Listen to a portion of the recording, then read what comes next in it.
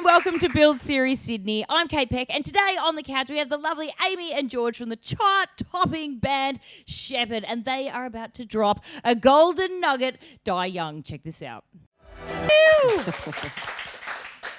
This is exciting stuff, new music, and so, I mean, it's kind of a weird one because you wrote it as if that was the end, but now you're re-inspired. Is that kind of... That's the general gist of it, but like the longer story is that I was diagnosed with a vocal injury right just before we wrote this song. And so it was kind of a bit of a serious psychological moment for me, being like, this job is hurting me, I can't do it anymore. I kind of had this sort of recoil, and then I was like, you know, we gotta write the last Sheppard song, you know, this is it. We're done after this, and then we had, it was very dramatic. For the rest of us. Yeah, thanks, bro. See you later, guys. I'm out. I'm tapping out. This is me done. Yeah. So we wrote this song, and it's very like sincere. It was like, all right, well, you know, even if we die young, they'll remember us, and you know, this is our last hurrah. And then I had the surgery, and everything's fine, and I feel very silly. So, I mean, the process of writing this song, was it like, how does that work? And did you get outside inspiration or help for this particular track? Well, yeah, we wrote it back in January with John Hume, who was the lead singer of Evermore, and we collaborated with John in well, I think it was August the previous year on My Way, which was our Eurovision entry. We just loved working with him so much, and he gets the band, he gets that sort of like anthemic, epic vibe that we're going for, and you know, he was in a band himself. It was a really good matchup, and I think we brought him over from LA. We spent 2 weeks in Byron Bay just kind of living in a house with him and just kind of coming up with ideas, and Die Young came out of that. Wow, so you've been planning to die young all the way since January. That's a long time of planning still to working die. on it. Yeah. And so the film clip looks amazing. Heaps of fun. You're very serious though, George. Oh, yes. This is probably the most serious we've seen you. Yes, I'm a very serious character, as you can tell. Yeah. Look at that. There you are, the seriousness, those brooding eyes. Amy still got a little I got sense a half smiles. That's too fun, Amy. Yes, enough with the fun. But talk me through how it was to film that. I've seen behind the scenes, and it looks like the lighting was amazing. The dancers were incredible. How much did you have to do with the creative process of building that?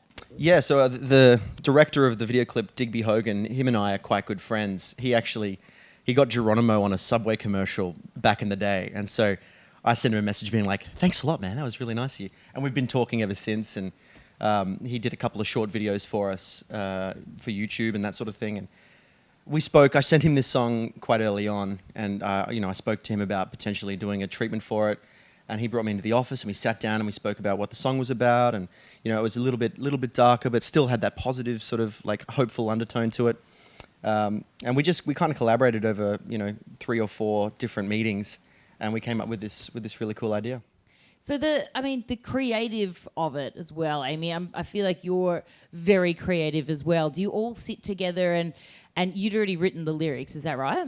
Yeah, well, the 4 of us had written the song together. So you sit down and you actually write. How does that work? Do you write a verse each? Do you talk about the concept? Usually it happens quite naturally, whatever comes first. But with this particular song, I believe that we just sat down with the guitar and had a bit of a jam session, and eventually over time you build this whole song with little melodies or little hooks here and there, and then you get a little special, really special hook that you're like, okay, that's going to be the song title. So we're throwing out the stake in the ground type of thing. In the ground, and then you build around. You build around that stake.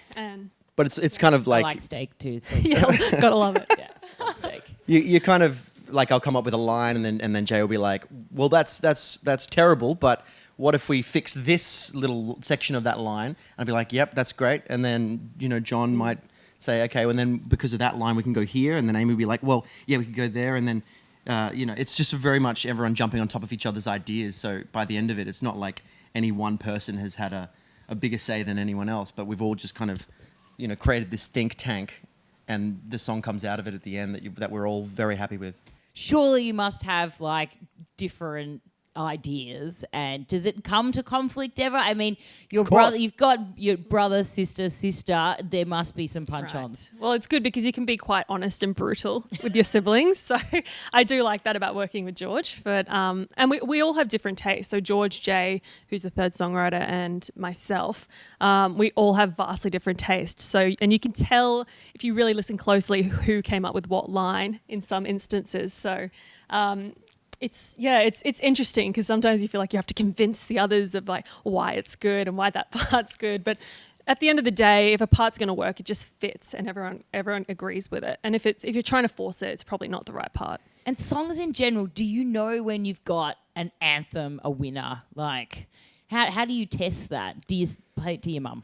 Mums always know best. Yeah, well, my partner Kathleen, she's a very tough critic. Brutal. She's the most she just doesn't like anything, and so when she Nothing. likes something, yeah. She like you. I hope she likes. I wrote you. her a song called Hometown, and I was like, "This is the most romantic thing I've ever done," and she was just like, "This is the cheesiest crap I've ever heard in my life," and I was just like, "Oh my god, okay." Oh my god, your heart! You just throw Oh, it on she's the ground. yeah, really hard nut to crack, that one. But she loves this song, and I mean, for me personally, I've been wanting to do a song like this since we started the band. It's really up my alley, I think. And once we'd started writing it, I was just so excited that we were actually going for it. And I've had this song on repeat the whole year. Is that because it's about you? Well, it's very self-centered, very egotistical of me. Now, you did mention before your injury. I'm going to call it a throat hammy. So you pull Thank the you. throat Yes, hammy. I've been trying to push that one too. Yeah. Which is bloody devastating because, I mean, how do you tell that to your band? Like, what does that mean for your place in the band? Yeah, I mean, you obviously feel really guilty that, you haven't taken care of yourself enough, or you haven't done the right warm-ups, or I'm not exactly sure when it happened, but we were in the middle of recording and I just couldn't clear my throat. I could feel something was wrong, it wasn't 100%. And John eventually was like, "Hey man, you might just want to go and get it checked. You could have like a nodule there." Because we'd just finished up a big tour and, I got really sick over Christmas and I was coughing a lot. So it was coming off the back of all of that. And it was really hard to get that diagnosis because now I'm not like Superman. Like I'm not, it's like a kryptonite has gotten into my throat and I can't just sing whatever I want, however I want. And we had to compete for Eurovision like a week after your diagnosis or something, which was extremely stressful because the competition for musicians anyway is really unnatural. And for George to have that diagnosis was an added layer of stress. And I can't imagine how you were feeling in that. Because On My Way is like the hardest song that I've had to sing. It's got this note. It's like, "My love is so on fire." And I was just like stressing before even the diagnosis. I was stressing about that note. And then this comes up and I'm just like, "Oh my God, okay. All right, there's going to be a million people watching and I'm going to be fine. And then please help me." Like it was just this really sort of conflicting, stressful time in my life. So did the doctor say you need to stop now? No, he You were was like, "I'm going to Eurovision, mate. I can't stop." It wasn't that serious. It wasn't like a nodule or a polyp yet. It was just like a bit of scar tissue that had started to form. It's kind of like a callus that you get on your fingers from playing guitar. That's the best way I can describe it. So he was like, "You can do the one-off shows, you can do the Eurovision, but you can't go on a massive tour, or you can't, go belting out show after show after show, because that's really going to damage you." That's really scary for a band. So you would have had to, all of you would have had to look inside yourselves and be like, right, okay, what are we going to do now? The next kind of option was to get surgery, but that mightn't have gone really well. When they do surgery on your throat, do they? And then Yeah, they just go straight through the neck right there. Straight through the vocal cord. Amputate from the neck. you just come back with no head. But it's little glass jar. Yeah. Put the microphone in front of the glass jar. So they kind of go in and... Yeah, Is actually, it painful? the most painful part of it was my jaw afterwards, from them just like jamming it open for 90 minutes or whatever the surgery was. There was no real pain. I had to stay silent for 2 weeks afterwards, which was a challenge. Yeah. me in for particular. And a anybody. relief for me. Yeah. But did you go away for 2 weeks? You had a bit of a quiet camp. Yeah, I did. I thought that was the best option, is to just kind of remove myself from society, any temptation of a conversation, and just I had the greatest time of my life actually. Well, is it like the hardest thing to do to not be able to talk When Is you're it around just people, yeah. bonkers? So were you around people, or did you just go into a cave and just hang out there with some I went to cave. cave option? Yeah. Love Yeah. a good cave Lived man. like a Loincloth caveman. and everything. Yeah. Yeah, and painting on the walls Yeah. with like chalk. No, but I bought all of my music equipment. I made like a awesome sort of instrumental track, and it was just a really kind of nice, relaxing, introspective time for me. And I came out the other end just like ready to go. So you did have to think about what could potentially be the next step if it didn't turn out. Yeah, I signed up to Uber. I was going to Like try bicycle or driving? Were you going to be Uber Eats? either or- option. Yeah, whichever one worked best at the time. And what about you, Amy? Because that's a big news in a band, you know. Like that must have been is it terrifying or confronting? Yeah, definitely stressful, especially with the whole Eurovision thing and seeing how George was not, because George is the lead man, he's the leader of the group. So seeing him waver is quite stressful, and we're like, oh, we have a serious issue here. We haven't had a break since we started this band, essentially. She's never said that before, by the way. Oh, yeah, okay. Well, we've got it all He's recorded. the leader. Yeah, it's on record. He's Leader of the our band, leader. everybody. So, Amy, you don't have to do this part. It's too much. So naturally I had to step up as the leader of Sheppard. Yeah, it was actually great timing because when I went into surgery, you know, we'd written this song for Amy for Kiss My Fat Ass, you know, that whole campaign that Amy had. And so Amy got to sort of take the lead for a second and, you know, she really held the band together. So I'm very appreciative of that. And can we talk about Kiss My Fat Ass? Because, wow, it's like a full movement. Inspired girls around the globe. Yeah, it's really taken me by surprise just how big my fat ass got. Quote of the day.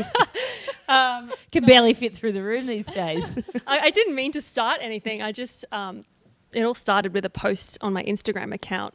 And it was just me by the pool, unedited. And I was just like, here's some cellulite to feast your eyes upon. Because I was just getting sick and tired of comparing myself to other women online and knowing that these were edited photos that I was seeing, but still, I guess, delving into that sadness and anger and frustration that I didn't look like that, even though it wasn't a real image that I was looking at. So anyway, I decided that I wasn't going to play part in it anymore. And I really think young women need a role model or more role models out there who are showing their natural selves, because it does get very confusing for women, and especially the younger generation. There's some girls who have never not been online or not been on social media. So I think it's a really important thing to do. And it kind of snowballed from that one Instagram post. Then you wrote the song and then you filmed the video clip, Yes. which was the best thing I think I've seen in a long time. Thank you. Just like shaking and baking and yeah, There here we it go. is. There we go. Is that I will avert my eyes. Emma? Yes, Emma. Yeah, is that so hilarious for you to see your sisters just mostly naked running around having the time of their lives? It was just so much fun. Like everyone, I think before we shot the film clip, everyone was really nervous, and I had messages from every single woman saying, I don't know if I can do this. But once we're on the floor, it just turned into a big celebration. Everyone was like, okay, cool. It's like just being in your bathers. It's fine. And it was really supportive. Everyone's cheering each other on. So yeah, it was one of my most proudest moments. And it pretty much went viral. And Jamil also tweeted about it. Yeah. That must have been a lovely, satisfying moment. Oh, it's just amazing to see lots of people that I look up to acknowledging it and just, I guess, supporting the movement. Because I think it's long overdue, and women are sick to death of having to keep up appearances. And do you find that there's so much more support for movements like these now? Are you pulling inspiration left, right, and centre? Yeah, for sure. I think people are just more aware of all of the tricks that I guess the media pull, and I think there's still a long way to go with all of that, but I think it's a good start, and it's something that I'm going to continue on. It's not just going to stop because the campaign's over. The song's done. I'm going to continue this, I guess, for the rest of my life. Had you experienced body shaming and bullying before? Oh, most definitely. I grew up as an overweight child, so back in school I was definitely bullied, and although I lost a lot of the excess weight, my insecurities didn't just disappear. So I think, and then again, going on to be a front woman of a band doesn't help the situation. So, you're just on show for everyone to pick at. And people don't realize when they say online that I actually read the comments and I like to interact with my fans. So seeing comments like, oh, she's put on weight or she's lost weight, she must be anorexic, just makes you more hyper aware of your body. So it's still happening now. It's still, or was a real focus before. Well, it's really interesting because now the most hate I get is she's not fat enough for body positivity. So you can't make them happy. You can't win. But I guess my whole thing is like, this is me, this is my body as is, and I'm happy with it, and I don't really care about your opinion. Did you find it, what did you think about the whole concept? Like, did you realise how much of an issue it is for women in the public eye especially, but for women all around the world? Of course, yeah. And I mean, in Amy's case in particular, I read the comments too, and it's like, constantly trying to pick Amy back up, being like, you're beautiful, you're fine just the way you are. And I get so aggravated with social media, like the whole fakeness surrounding it, and the airbrushing and all these women that are trying to be like these, influencers and getting lip fillers and all of this stuff. Like, I just find it so aggravating and frustrating because of this reason. Younger girls look up to it and think that's the way it should be. And I was just really proud of Amy for kind of making that stand, and I was so happy to see that it took off and, got her some success, and she was able to push that message out there. And what about you? What about men? Do you think that they also experience similar issues online? Well, I mean, in a way, but I don't think it's anywhere near as much as it is, women. I guess the whole thing around sexualizing women is they just feel like it's a necessary thing to be able to sell music or, sell anything. It's like a natural, automatic part of it, which doesn't need to be the case. Yeah, the focus needs to shift. Yeah. And I guess we need to be marketing to women as well. Well, I've never had the problem of being sexualized. Let's put it that way. Well, you haven't lived then. Yeah. Now, I want to be sexualized, damn it. Come on, somebody quick tweet me, comment.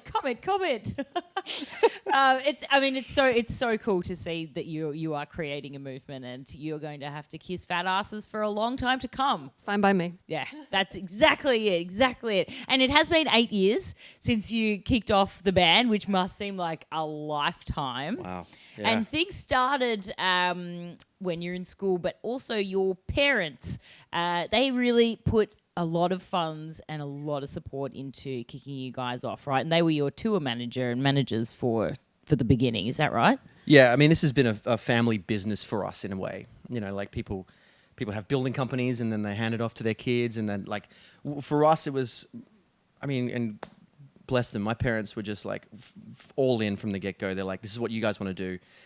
They didn't say, you idiots, go and study law.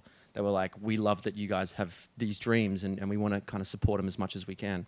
And we were very fortunate in that sense that, the first song that we ever recorded, Amy and I were sort of writing a song for an assignment. It was literally like, that was the extent of it. It was an assignment that we were writing for you, and we were in the bedroom kind of harmonizing, and my dad walked past the bedroom and he's like, what are you guys doing? This is beautiful.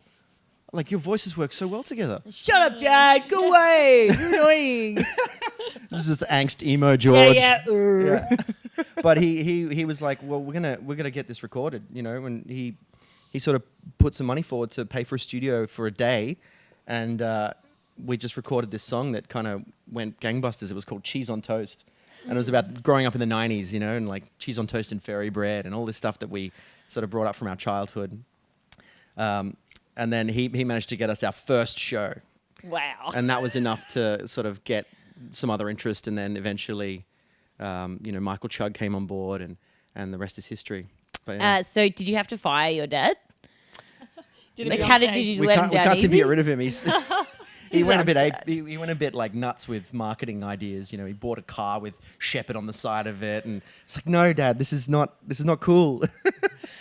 He's got like a Skyrider up there and stuff. Yeah, he's all that stuff. But, we love him. Do you remember what your first show was like? Where was it? RSL? No, it was actually... Chinatown? Yeah. Oh. Chinatown Mall. Yeah, I think it was for the Valley Fiesta, which is just a Brisbane street celebration. That's where we played, and I think it was sort of like a busking style gig. with George and I, and it was just a little acoustic set in the middle of Brisbane. But we had a good crowd, and then we got a few fans on our Facebook page, and that led to the next gig, which was another Brisbane. Yeah, gig. more of a full band type thing, Yeah. but we didn't have a band. Yes. So we're just like, oh my God. And I knew Jay from Sydney, because I lived in Sydney for 6 years. And we're like, Jay, we need you to come up and play bass. We need to find a drummer. We need to find another guitarist. And these other guys were like, 50 years old. And it was just like us three and then these other older musicians. And that was Sheppard. And eventually we kind of had to, pick and choose and be like, okay, sorry guys, thank you for your help, but we need some, up and coming Young musicians, blood. some young musicians to come in and help us out. It's so funny. We felt so bad, like letting them go, but they weren't really a part of the band. They were just session musicians, but we were just, I guess, so naive about how things worked. And Yeah. Yeah, it's a brutal world out there. I'm sure yeah, you've we've realised. definitely learned a lot along the way. And your ascent was massive. Like I think your first album started in the ARIA charts at number 2. Like huge. Yeah, I mean, we were lucky enough to have a hit off our EP with "Let Me Down Easy," and that was sort of the catalyst that sort of opened the door to radio. And it was about 4 years of the band as it is today. Before we had Geronimo, and that was like the real ascension. Yeah. But it's like an overnight success takes a couple of years. It's never overnight, is it? No. So did you learn, was it quite confronting getting into the music industry? Did you have to grow up pretty quickly? Yes and no. I mean, it's a lot harder than I thought it was going to be in terms of the amount of effort that you've got to put in and the early mornings and, the flights and the travel, the time you spend away from home. It's all very emotionally draining and it can break a lot of bands very early on. And I guess we were lucky that it was a family type scenario because we were able to sort of have that solid core foundation. But otherwise, I can see how people just completely drop off. It's Unravel. It's completely different to how you think it's going to be. Yeah. And you've just kind of come back from a big 12-month tour. What does 12 months on the road look like? Is it partying or is it like plant-based diet, green juice and yoga? Both spectrums. Hey, that's what we want to hear. Balance. It's all about balance. It's hard to get through if you're going to be partying all the time. I remember having like 1 hour sleep on multiple occasions because you have a show and then you've got to pack up, and because we're not Ariana Grande, we've got to do all this stuff ourselves, and then we've got a morning show, so we have to. I literally slept in my makeup and then got up and put on my my outfit and went into the morning show, and it gets really tough. So if you really do need to watch like your diet and your alcohol intake because otherwise you're just going to break and get sick. And you're not just an individual, you're a whole band, so you really need to consider that as well. Yeah, so you just burn out otherwise. Sleeping with your makeup on. How did that look the next day? I'm going to try it one time. And as for you two, before we get to our audience Q&A, how much time do you have to now spend in the hairdressers? Because I'm blonde and I know what it takes. It's like looking into the mirror. Yeah, here. I know. I'm getting this like weird like vibe here. It's like I know how much time that takes and the scalp burn and That's the bit that gets me. I did not expect that. The scalp burn. It's painful My being a God. blonde. Yeah, but And expensive. You guys could open a hair salon actually with the amount of time you probably have to spend in there. Yeah, we could. Maybe we should just both learn how to do hair and then we could do That's a something. great idea. But yeah, it was a bit of an impulse decision for me. I was just in the hairdressers one day about to get a cut. And I was like, you know what? Let's just try something different. Everyone thinks I look like Harry Potter. Let's go Malfoy for a bit. Yes! Yeah. Well, it's work to trade. Yeah. Okay, so we'll say this is from Sally Smith. Now that the band has You know a Sally new Smith. lease on life, what's in store for your audience? Is there going to be a new tour on the cards? Yes, I think we're currently writing album number 3.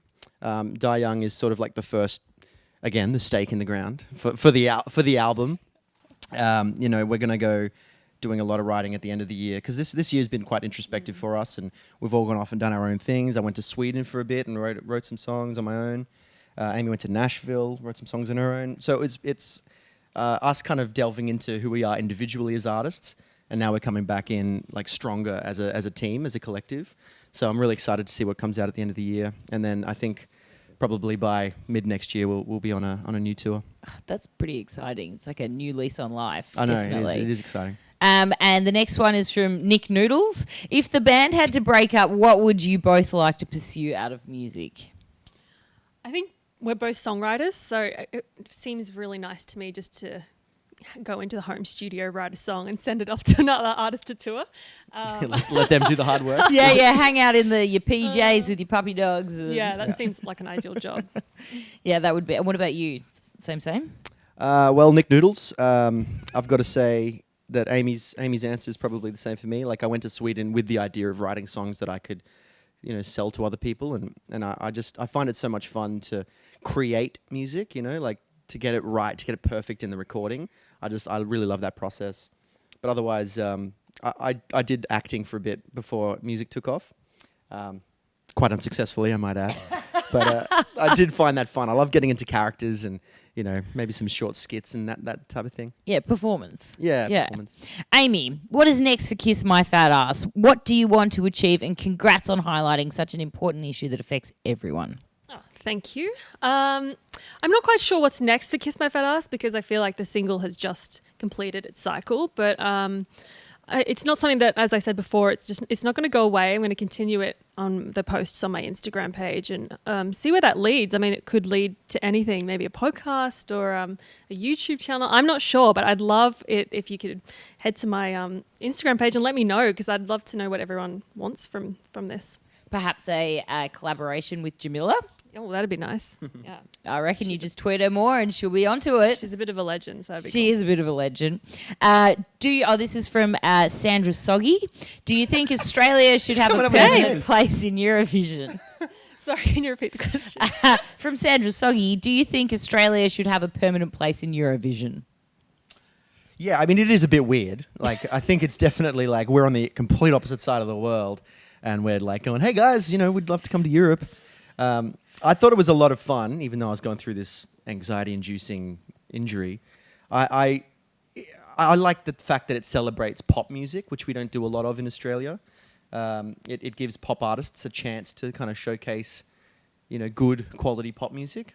But in terms of like whether we're going to ever win Eurovision, I'm not sure. It's like more of a odd curiosity for us that we're just kind of happy to take part in. Yeah, we're like the loose units, the novelty loose units over there. Yeah, like the guy up on the balcony just like, woo! Yeah. It's like streaking through the stage or something. And finally, have you, this is from Peter Potato. Have you ever thought about cracking the American market?